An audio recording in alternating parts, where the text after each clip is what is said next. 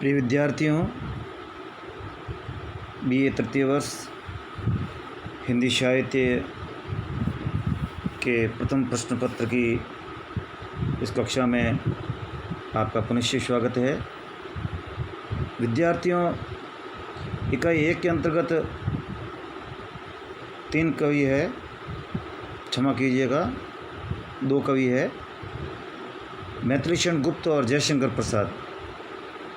मैथिलीशरण गुप्त की कैकेयी अनुताप, उर्मिला और यशोधरा इनका हम अध्ययन कर चुके हैं। इकाई 2 के अंतर्गत अब आगे हम जयशंकर प्रसाद की कविताएं जो हमारे पाठ्यक्रम में हैं, यथा आंसू, हे लाज भरे सौंदर्य, ले चल वहाँ भुलावा देकर, अरुण यह मधुमय देश हमारा, इत्यादि कविताओं का हम अध्ययन करेंगे। और इकाई जो 2 है उसमें सूर्यकांत त्रिपाठी निराला और सुमित्रा नंदन पंत की कविताएं हमारे पाठ्यक्रम में हैं।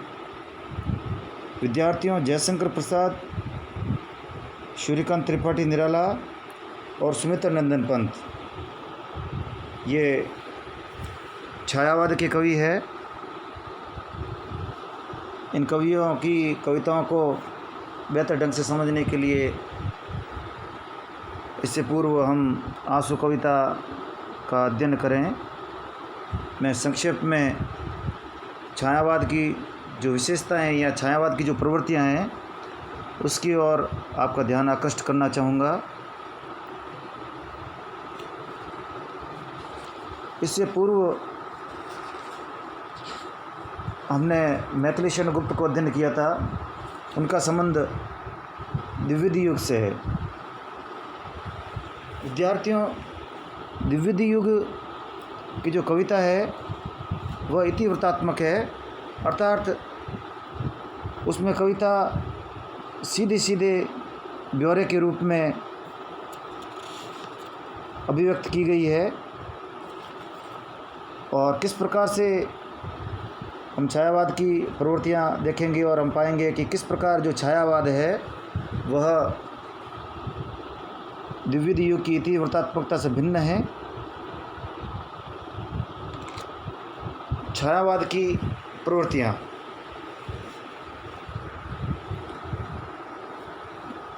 छायावाद की जो मूल प्रवृत्ति है या उसका जो केंद्रीय मूल्य है उसे हम मुक्ति की आकांक्षा या स्वातंत्र्य कह सकते हैं, क्योंकि वह छायावाद का जो समय है वह भारतीय स्वतंत्रता आंदोलन का समय है। 1920 से 1935 का समय। छायावाद के कवियों ने सीधे सीधे रूप में या इतिवृत्तात्मक रूप से मुक्ति की जो आकांक्षा या जो स्वतंत्रता आंदोलन है उसकी अभिव्यक्ति सीधे सीधे न करके प्रतीकों के रूप में और बड़े ही सूक्ष्म ढंग से उसको अभिव्यक्त किया है। इसी कारण जो राष्ट्रीयता का जो रूप मैथिलीशरण गुप्त इत्यादि कवियों में मिलता है वह सीधा सीधा रूप हमें छायावादी कवियों में नहीं मिलेगा, बल्कि जो मुक्ति की आकांक्षा या जो स्वातंत्र्य है, जो छायावादी काव्य का केंद्रीय मूल्य है वह प्रतीकों के रूप में बड़े ही सूक्ष्म ढंग से हमें देखने को मिलेगा। जैसे पंत की जो कविता है, हम इसके अगली जो हमारी जो इकाई 2 उसके अंतर्गत पढ़ेंगे, उनकी जो परिवर्तन कविता है। परिवर्तन कविता वस्तुतः जो प्राचीन जो व्यवस्था है जो जर्जर हो चुकी है उसको ध्वस्त करके उसके स्थान पर नई जो व्यवस्था है उसको बनाने या उसको लाने की बात कही गई है। उसी तरह जब निराला बादल इत्यादि प्रतीकों के माध्यम से स्वतंत्रता की जो कामना करते हैं वो भी इसी मुक्ति की कामना का उदाहरण है। और छायावादी काव्य में जो सामाजिक रूढ़ियों से जो मुक्ति का जो आह्वान है वह भी एक तरह से मुक्ति की आकांक्षा या स्वतंत्रता का ही प्रतीक है। तो कहने का आशय है कि जो छायावाद की जो कविता है या छायावादी जो काव्य है उसमें जो मुक्ति की जो कामना है या मुक्ति की जो आकांक्षा है वो अत्यंत सूक्ष्म स्तर पर अभिव्यक्त हुई है। दूसरा है व्यक्तिकता। छायावाद की जो दूसरी प्रवृत्ति वह है व्यक्तिकता। जब हम द्विविध युगीन जो काव्य है उसकी तुलना छायावादी से काव्य से करते हैं तो हम पाते हैं कि जहाँ पर द्विविध युग है वह सामाजिकता की बात करता है। जैसे मैथिलीचंद गुप्त की कविता है, भले वो साकेत हो, यशोधरा हो इत्यादि में जो मूल में है वो अपनी बात, अपनी मन की जो भावनाएं अभिव्यक्त वे नहीं करते हैं, बल्कि समाज के संदर्भ में वे काव्य की रचना करते हैं। तो यहाँ पर छायावाद में व्यक्ति को प्राथमिकता दी गई है और व्यक्ति से वे समाज की ओर उन्मुख होते हैं, जबकि जो द्विविध युगीन काव्य है वह उसमें समाज को प्राथमिकता दी गई है, यानी समाज से व्यक्ति की ओर बढ़ता है, जबकि यहाँ ये जो काव्य है छायावादी काव्य है यह व्यक्तिकता से समाज की ओर उन्मुख होता है। इस प्रकार जो व्यक्तिवाद है उसको छायावाद में प्रमुखता दी गई है। जो अपनी जो आंसू कविता है एक तरह से इसमें भी जो प्रसाद है, अपने मन की जो वेदना है उसको ही प्रकट करते हैं। कहने का आशय है कि छायावादी जो कविता है वह व्यक्ति को महत्व देती है और व्यक्ति से समाज की ओर उन्मुख होती है। और इस प्रकार से जो छायावादी काव्य है एक तरह से जो कवि का जो निज है, कवि का जो आत्म है उसको प्रकट करता है, उसको अभिव्यक्त करता है। प्रसाद की जो आत्मकथा है, भले ही निराला की जो सरोज स्मृति है, जो उनकी पुत्री को लेकर जो कविता रची गई है वह हो। तो इस प्रकार से जो छायावादी काव्य है वह व्यक्तिवाद का या व्यक्तिकता का आग्रह करता है। और आंसू कविता में भी इसी तरह से व्यक्तिकता का आग्रह अपन को देखने को मिलेगा और वे अपने मन की जो वेदना है, अपने मन की जो बात है उसको प्रकट करते दिखाई देते हैं। तीसरी जो छायावादी प्रवृत्ति है वह है विषय निष्ठता। जहाँ द्विविध युग का जो काव्य है वह विषय को महत्व देता है और जो छायावादी काव्य है वह विषय को महत्व देता है। अर्थात जो व्यक्तिकता अपन इससे पहले अपन जो पढ़ चुके हैं कि जो छायावाद की प्रवृत्ति व्यक्तिकता वह एक तरह से विषय को प्रकट करती है और विषय के प्रति भी वह वस्तुनिष्ठता के स्थान पर विषय है या जिसके बारे में बात कही जा रही है उसको महत्व देती है। तो इस प्रकार से जो व्यक्तिकता है और जो विषय निष्ठता है एक दूसरे से संबंध रखती है। तीसरी प्रवृत्ति है अनुभूति की प्रतिष्ठा। छायावादी जो काव्य है वह व्यक्ति को महत्व देता है। विषय की प्रधानता होने के कारण छायावादी जो काव्य है उसके अंदर अनुभूति के महत्व की प्रतिष्ठा हुई है। और यहाँ पर जो कवि है अपने मन की जो अनुभूतियाँ हैं, भले वो सुख के रूप में हो, भले दुख के रूप में हो, यहाँ तक कि जो महादेवी वर्मा का जो संपूर्ण जो काव्य है वो अपन एक तरह से पाते हैं कि वह उनकी व्यक्तिगता केवल व्यक्तिगत सीमा के अंदर ही रहकर और उनके सुख और दुख की जो अनुभूति है उसको ही प्रकट करता है। और सुख से अधिक वहाँ पर दुख अर्थात जो उनकी जो मन की जो वेदना है उसको अभिव्यक्त किया गया है।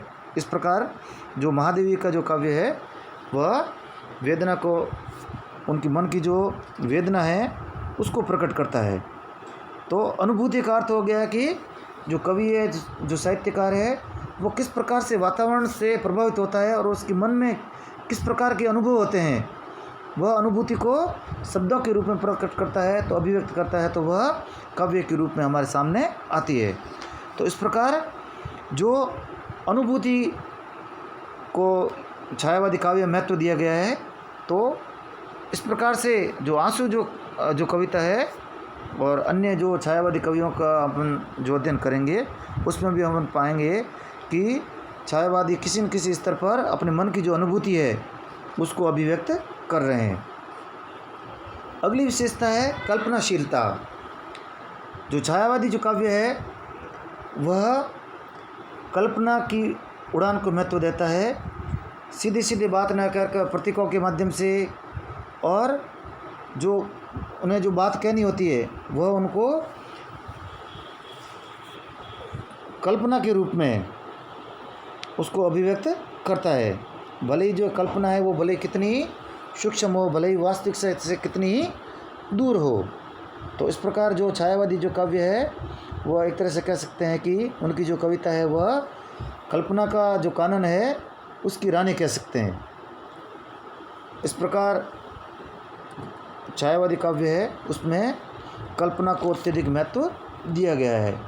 ये जो मैं विशेषता बता रहा हूँ, इन विशेषता बताने के पीछे मेरा अभिप्राय यही है, मेरा मंतव्य यही है कि जैसे हम आगे जो कवि जो प्रसाद हो, निराला है, पंत है, उनका हम जब अध्ययन करेंगे तो उनकी कविताओं के अंदर ये हम विशेषताएं पाएंगे, और साथ ही साथ हम ये देखेंगे कि किस प्रकार से जो छायावादी जो काव्य है वो उसका जो पिछला जो युग है द्विविध युगीन, उससे वो किस प्रकार से भिन्न है।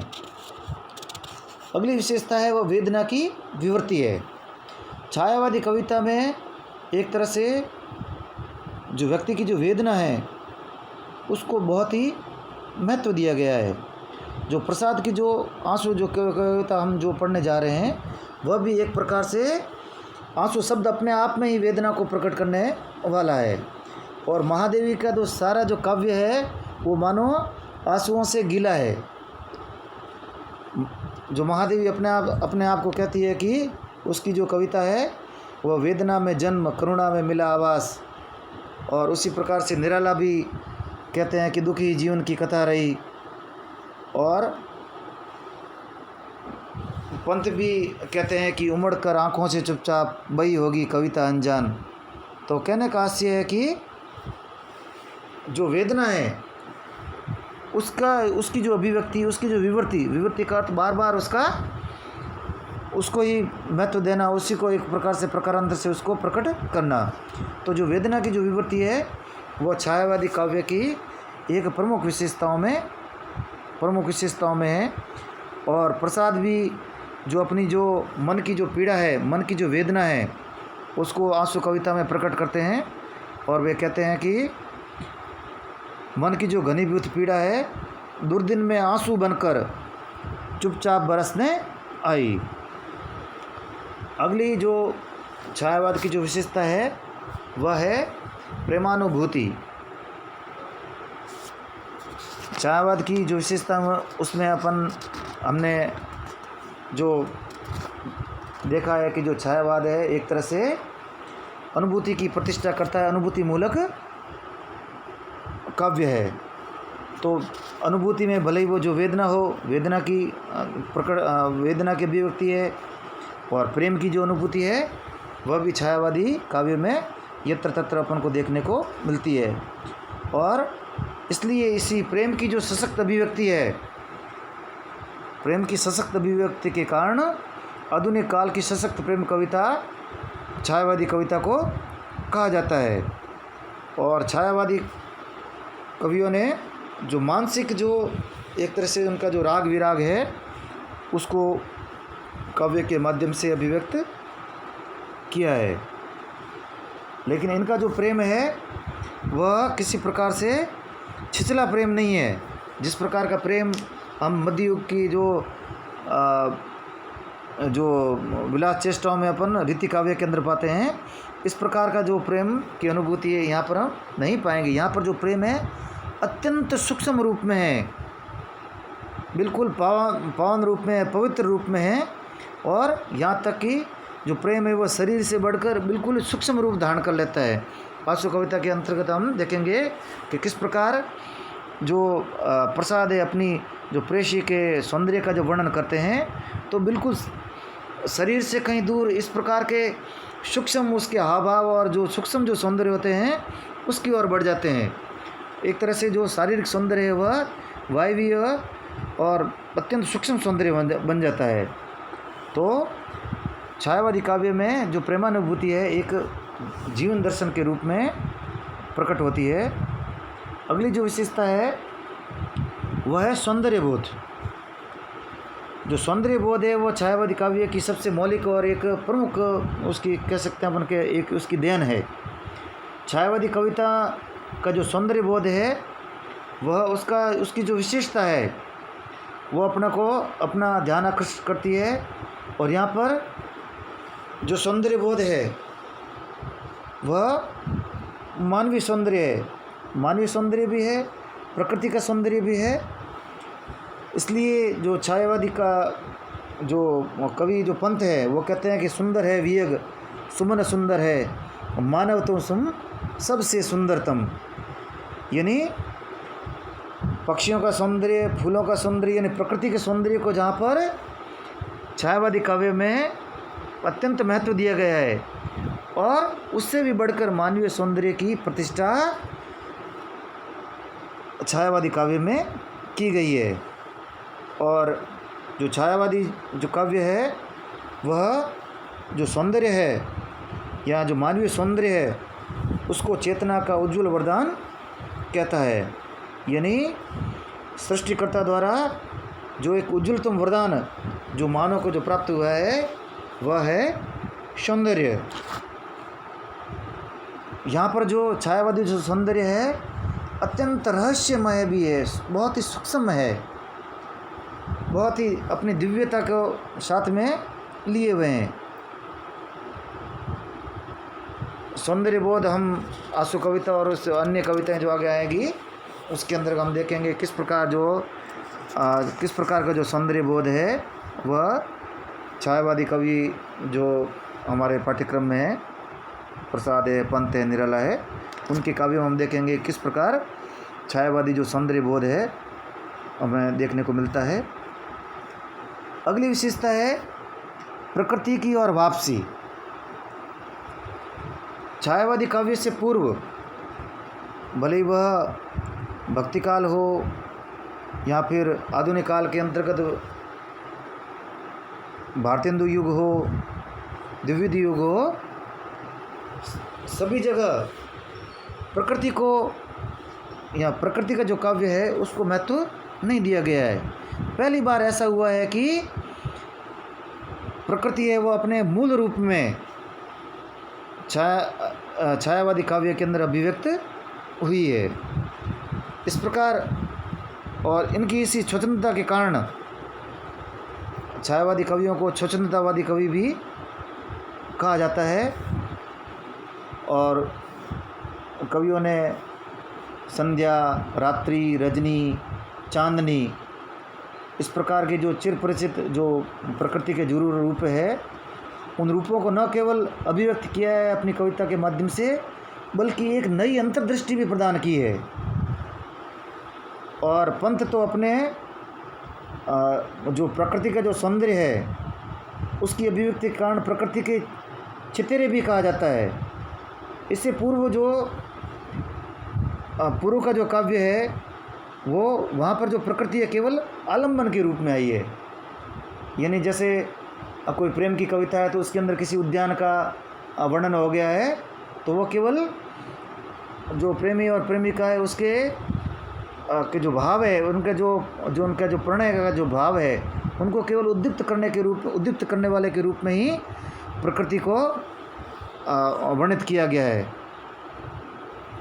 और रस इत्यादि के अंतर्गत प्रकृति किस प्रकार से जो उद्दीप्त के रूप में आती है वह अपन रस प्रकरण के अंतर्गत देखेंगे। खैर, तो कहने का आशय है कि प्रकृति को अत्यंत महत्व दिया गया है छायावादी काव्य में और प्रकृति के जो प्रकृति के जो चित्रण है वह अत्यंत नैसर्गिक धरातल पर और एक उन्मुक्त व्यक्तित्व के रूप में, यहाँ तक कि प्रकृति को एक व्यक्तित्व के रूप में भी प्रकट किया गया है। जैसे जो प्रथम रश्मि कविता है और निराला की जो संध्या सुंदरी जो कविता है, उसमें संध्या को एक सुंदरी के रूप में प्रकट किया गया है। यानी केवल संध्या का वर्णन नहीं किया गया है, बल्कि संध्या का मानवीकरण करके उसे एक सुंदरी के रूप में, उसे एक नया व्यक्तित्व का प्रदान करके। तो कहने का आशय है कि जो प्रकृति है वह एक नए रूप में और छायावादी काव्य में और व्यक्ति को और प्रकृति को एक व्यक्तित्व भी प्रदान छायावादी काव्य के मिला है। तो इन विशेषताएं, ये जो हम विशेषताएं जिनका हम अध्ययन कर रहे हैं या छायावाद की जो प्रवृत्तियां हैं, इनको अपन जो कविताएं हैं उनके अंदर किस प्रकार से वो फलीभूत हो रही है उसको अपन देखेंगे। और जो राष्ट्रीय चेतना है, लोक मंगल है और मानवीय जो करुणा है, वह भी छायावादी काव्य के अंदर प्रकट हुई है। लेकिन यहाँ पर जो राष्ट्रीय चेतना है, जो राष्ट्रीयता है, वह द्विविधि युगीन जो राष्ट्रीय चेतना उससे भिन्न प्रकार की है। यहाँ के जो कवि है राष्ट्रीय प्रश्नों से उदासीन तो नहीं है, लेकिन यहाँ पर जो राष्ट्रीय चेतना या राष्ट्रीयता है अत्यंत सूक्ष्म स्तर पर प्रकट हुई है। यानी स्वतंत्र आंदोलन बोले तो स्वतंत्रता के लिए संग्राम लड़ा जा रहा था, तो यहाँ पर भी अपन ने जो पहली विशेषता का जो अध्ययन किया था छायावाद की, वह भी जो मुक्ति की जो कामना, मुक्ति की जो आकांक्षा या स्वतंत्र है, वह छायावाद का केंद्रीय मूल्य है। तो यहाँ पर जो राष्ट्रीय चेतना है, जो राष्ट्रवाद है, वह अत्यंत सूक्ष्म रूप में अभिव्यक्त हुआ है और सीधे रूप में प्रकट नहीं हुआ है। जैसे जो राम की जो शक्ति पूजा है, उस कविता में भी पौराणिक प्रतीकों के माध्यम से जो जनता की जो शक्ति है या जो भारतीय जनता उसकी शक्ति है, उसकी साधना, उसका संधान करने का संदेश यहाँ पर दिया गया है। और इस प्रकार से जो निराला की क्षमा कीजिएगा, जो परिवर्तन जो कविता है पंत की, जिनका अध्ययन हम आगे करेंगे, उस परिवर्तन कविता में भी एक तरह से मुक्ति की जो चाह है उसको प्रकट किया गया है। छायावाद की जो अगली प्रवृत्ति है वह है विश्व मानवतावाद। छायावादी काव्य है वह मानवतावादी काव्य है, लेकिन राष्ट्रीय चेतना तो इसमें है, लेकिन अंध जो राष्ट्रवाद है वह छायावादी काव्य में देखने को नहीं मिलता है। यही कारण है कि जो छायावादी काव्य जब अपनी वेदना की बात करता है, अपने मन की जो बात करता है, वह जो विश्व जो एक तरह से कह सकते हैं कि वसुदैव कुटुंबकम का जो भाव है, वह छायावादी काव्य में अपन को देखने को मिलता है। यानी यहाँ का जो छायावादी काव्य में जो मानवतावाद है वह किसी प्रकार से संकीर्ण राष्ट्रवाद नहीं है, बल्कि संपूर्ण विश्व के जो मानव है उनको एक सूत्र में बांधने वाला है। तो उनका जो मानवतावाद है वह अत्यंत व्यापक और विराट है। और यही जो चीज़ है छायावाद को आधुनिक बनाती है। और सांस्कृतिक जो गरिमा है वह भी छायावादी काव्य में, जैसे नवजागरण की जो चेतना है उसके रूप में अभिव्यक्ति हुई है यहाँ। और छायावाद में अपन देखते हैं कि जो राम की जो शक्ति पूजा, जो निराला की जो कविता है, प्रसाद की जो कामायनी है, वो एक तरह से जो सांस्कृतिक जो अपनी जो गरिमा है उसको आधुनिक रूप में, यहाँ पर सांस्कृतिक गरिमा को महत्व दिया गया है, सांस्कृतिक प्रतीकों का प्रयोग किया गया है, लेकिन उस तरह से नहीं जिस तरह से अपन द्विविध युग जो काव्य है उसमें जो प्रबंध काव्य के रूप में हम पाते हैं। तो इस प्रकार से जो छायावाद की जो भावगत विशेषताएं हैं उनको एक बार मैं उनका दोहरान कर लेता हूं ताकि आपके ध्यान में रहे। उसमें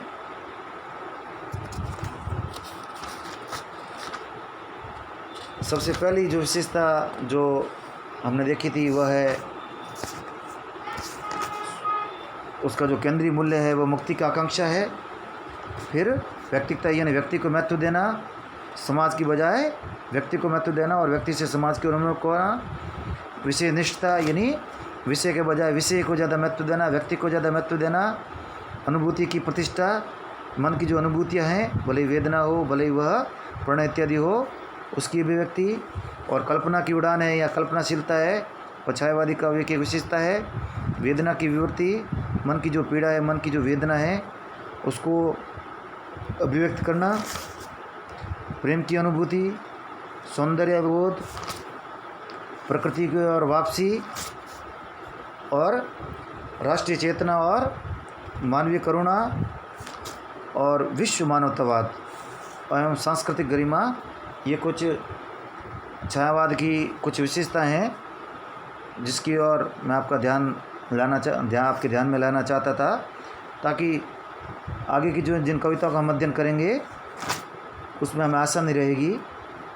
और कुछ छायावाद की जो कलागत जो विशेषताएं हैं वह भी सरसरी तौर पर अपन देख लेते हैं। जैसे कल्पना की अतिरिक्तता है, कुछ अस्पष्टता है, क्योंकि अस्पष्टता इस कारण है कि बात सीधी सीधी न करके मैत्रेयी गुप्त की तरह बल्कि प्रतीकों के माध्यम से और अत्यंत सूक्ष्म तौर पर प्रकट करने के कारण कविता में कुछ गूढ़ता आ गई है, कुछ अस्पष्टता आ गई है। और संस्कृतनिष्ठ पदावली का इन्होंने प्रयोग किया है। तत्सम या तत्सम शब्दावली जिसे कहते हैं, उसका प्रयोग अपन को जहाँ तहाँ देखने को मिलेगा। पंत में निराला में, प्रसाद में भी इस प्रकार की जो संस्कृतनिष्ठ पदावली अपन को देखने को मिलेगी। और लाक्षणिकता,